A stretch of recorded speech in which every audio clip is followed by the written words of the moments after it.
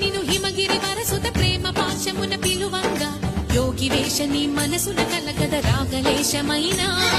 హే మహేశని భయద పదాహతి దైత్య శోషణము జరుపంగా భోగి భూష భువనాళిని నిలుపవ అభయ ముద్రలో